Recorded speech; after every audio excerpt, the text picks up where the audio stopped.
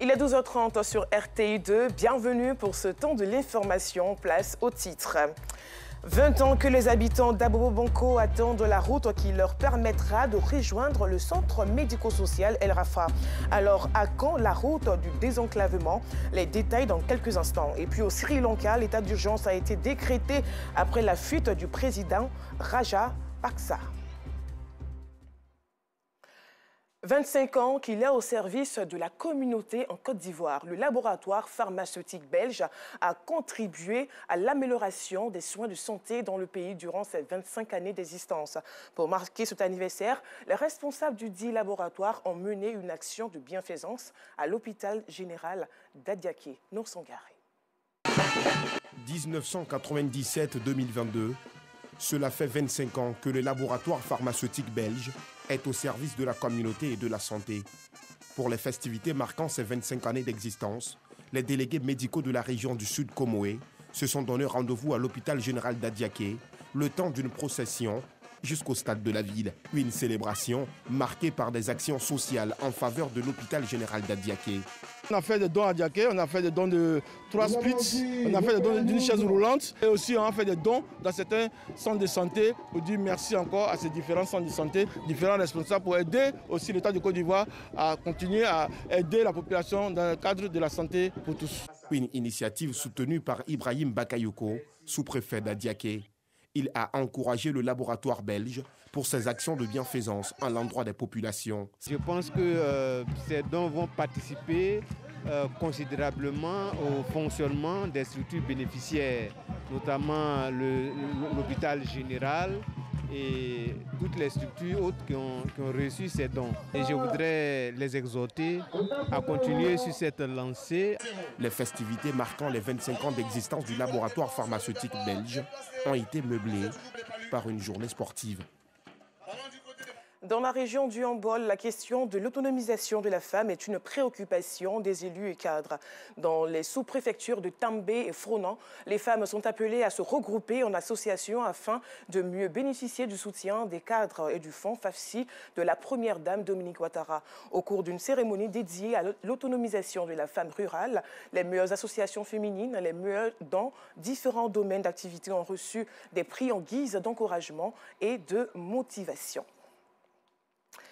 Les musulmans du monde entier ont pris part à la prière de l'Aïd el-Kébir. Les fidèles musulmans ont afflué vers les mosquées, chantant les louanges à Dieu au cours de cette fête de l'Aïd. Ce fut également une occasion pour les fidèles musulmans de Paris de s'échanger des vœux dans le cadre de cette sainte journée. Reportage. La communauté musulmane du Conseil national islamique de Paris, en France, a célébré la fête de la Tabaski à travers les 2 unités de la prière de l'Aïd el-Kébir. Prière qui a lieu le 10 du mois de Zul-Hijja, le dernier mois du calendrier hégirien, le calendrier musulman, après Waqfat Arafat, ou la station sur le mont Arafat, qui marque la fin du Hajj, le pèlerinage à la Mecque, 5e pilier de l'islam. C'était au 71 rue de la Briche, 93 200 Saint-Denis. À l'issue de la prière, l'imam Siakabalo, dans son sermon, a exhorté les fidèles à multiplier prières et adorations pour la paix et la stabilité en Côte d'Ivoire. Il n'a pas manqué de les inviter à prier pour le président de la République, Alassane Ouattara, et pour son gouvernement, ainsi que pour les filles et fils de la Côte d'Ivoire. La paix, la réconciliation, la solidarité, l'amour, la tolérance et la cohésion étaient également au cœur de ce sermon. Les propos de l'imam, appuyés par l'imam Mohamed Savané, qui à son tour a exhorté l'ensemble des Ivoiriens de la diaspora à respecter les lois et les autorités du pays hôte, la France, non sans demander aux fidèles à cultiver le vivre ensemble. Le message des hommes de Dieu bien perçu par les fidèles, qui saluent la qualité des sermons des imams. Fini la prière de l'Aïd el-Kébir 1443 Hégire. Rendez-vous est pris pour les 2 unités de prière de l'Aïd el-Kébir 2023, 1444 Hégire. Également pour la célébration de l'Aïd el-Kébir, ils sont nombreux ces fidèles musulmans qui, pour une raison ou pour une autre, préfèrent immoler leur mouton le lendemain ou 2 jours plus tard. Quel mérite y a-t-il dans cet acte? La réponse avec notre reporter Pargasoro Konedemagui. Samedi 9 juillet 1443, Hégire, célébration officielle de la fête de l'Aïd el-Kébir et sur toute l'étendue du territoire à travers l'acte de soumission d'Abraham à Dieu, l'immolation du mouton. Après la fête, Nombreux sont ces fidèles qui, pour une raison ou pour une autre, préfèrent immoler leurs bêtes le lendemain ou 2 jours plus tard. C'est le cas de Moussa Sawadogo, dit Moussa Kakao, président du conseil d'administration de la société de coopérative ivoirienne du négoce des produits agricoles SIMPA. Il a invité parents, collaborateurs, amis et proches de toutes les obédiences religieuses chez lui au quartier à Daou Medina d'Aboville. Pour pouvoir avoir tout le monde, je décide de tuer mon mouton le lendemain. Quand on dit une fête, c'est tout le monde. Il n'y a pas de coût social, c'est tout le monde. Et si vous voyez que j'invite les pasteurs, les imams, les joueurs, il faut que tout le monde vienne communier, il faut que tout le monde se mette ensemble pour qu'on puisse savoir que dans la vie, il n'y a pas de division. Pendant que Moussa s'entretient avec ses invités, les femmes, elles, s'attellent à la cuisine. Au menu, tchèp, foutou, pommes de terre, mouton braisé et cabri sauté, entre autres. Il faut proposer aux invités des mets succulents. Il y a tous les mets qui sont là jusqu'à 20h aujourd'hui. Ils seront tellement chargés, bien rassasiés, que le bon Dieu même nous dira que vraiment vous avez fêté cette tabaski avec fierté cette année. Une fois le repas prêt, c'est avec beaucoup d'appétit que tous ont dégusté les plats à eux proposés. Les invités n'ont pas manqué de saluer ce geste de Moussa. Ils ne sont pas surpris de voir tout ce qui s'est passé. En tout cas, le président est un homme de cœur. Il nous a toujours invités à partager. Et nous sommes très heureux. Nous repartons satisfaits. Immoler sa bête après le jour J a-t-il des mérites, tout comme le jour de la fête? Pour avoir une réponse à la question, retour à Abidjan, précisément à la mosquée des cités du lycée technique de Cocody, pour rencontrer l'imam principal de cet édifice religieux. Le prophète a dit: ce jour de fête, vous pouvez immoler. Le lendemain, vous pouvez immoler. Le surlendemain, vous pouvez immoler jusqu'à la prière de Asr. Concernant les mérites, tous ceux qui sont dans ces jours-là ont les mêmes mérites. Sauf peut-être celui qui aura refusé de faire le premier jour alors qu'il a les moyens et il attend le second jour. L'homme de Dieu, profitant de l'occasion, a invité les fidèles musulmans à prier constamment pour la paix et la stabilité en Côte d'Ivoire. Nouvelle condamnation en France. Au terme de près de 11 heures de délibération, l'ancien préfet rwandais Laurent Boussi Baruta a été condamné mardi par la Cour d'assises de Paris à 20 ans de réclusion criminelle pour complicité de génocide, plus de 28 ans après l'extermination des Tutsis au Rwanda. L'homme de 78 ans a été acquitté en tant qu'auteur de génocide. Et puis au Sri Lanka, le Premier ministre désigné président par intérim par le Parlement a déclaré ce mercredi l'état d'urgence dans le pays, entraînant de nouvelles manifestations dans un contexte de crise économique. Le président Gotabaya Rajapaksa, de son côté, a quitté le pays pour les Maldives à bord d'un avion militaire. Le chef de l'État a été poussé à la sortie par un mouvement populaire. Les populations d'Abobo-Bonko attendent depuis 20 ans la route qui leur permettra de rejoindre le centre médico-social El Rafa.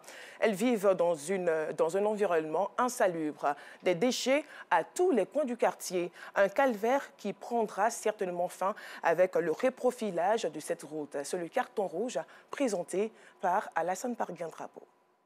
Sapeur-pompier ne peut pas passer ici. Il y a un garage qui a plus fait ici. Fait.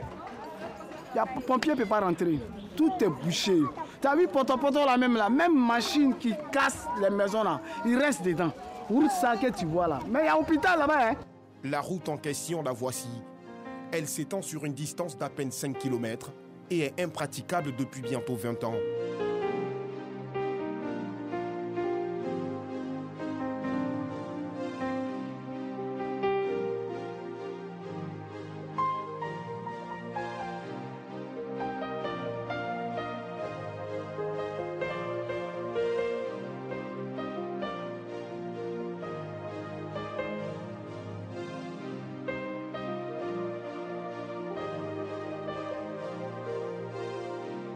À Abobo, quartier Banco, cette voie, plutôt stratégique, conduit à l'hôpital le plus proche, le centre médico-social El Rafa. Mais du fait de son état, plusieurs malades ont frôlé la mort. Il y a une femme qui était malade, elle est enceinte, elle va accoucher. On fait comment?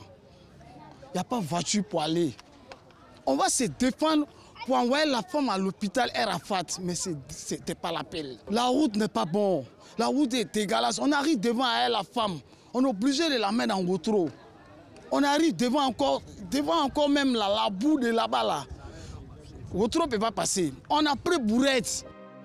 Le directeur de l'hôpital est lui-même inquiet. Il a du mal à prendre en charge efficacement les 36 000 habitants que compte son aire sanitaire. C'est un véritable calvaire pour nous qui nous empêche de faire correctement le travail en matière de prise en charge des cas d'urgence que nous devons référer, soit à l'hôpital de référence au Faux-Boyer ou bien dans le CHU.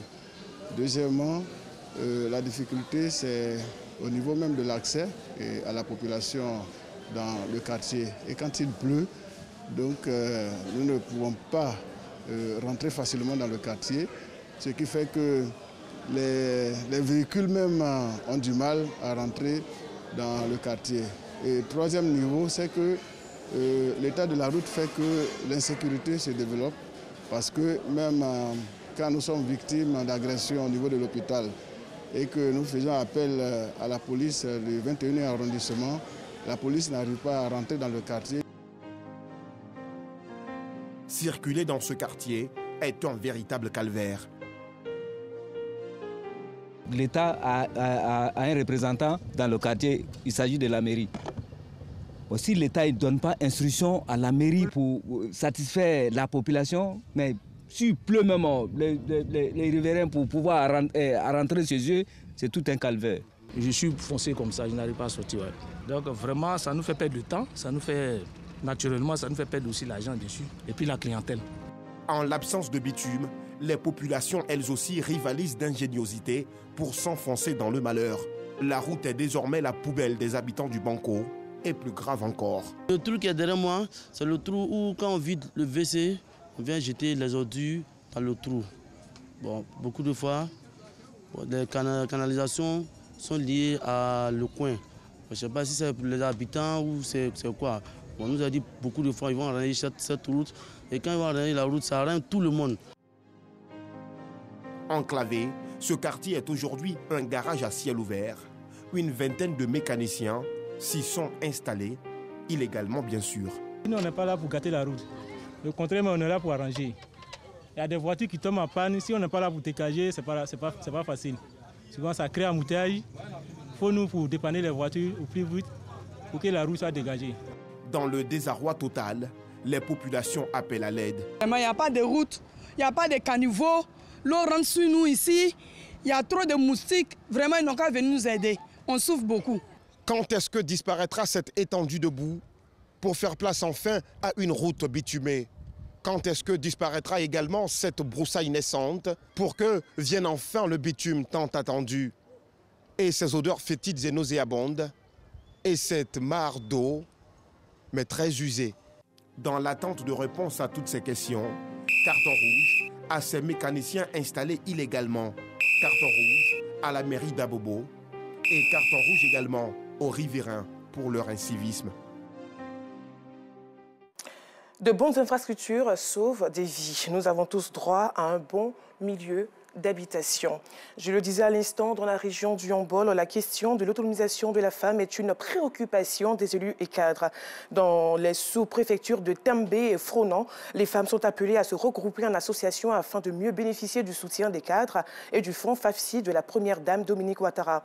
Au cours d'une cérémonie dédiée à l'autonomisation de la femme rurale, les meilleures associations féminines, les meilleures dans différents domaines d'activité, ont reçu des prix en guise d'encouragement et de motivation.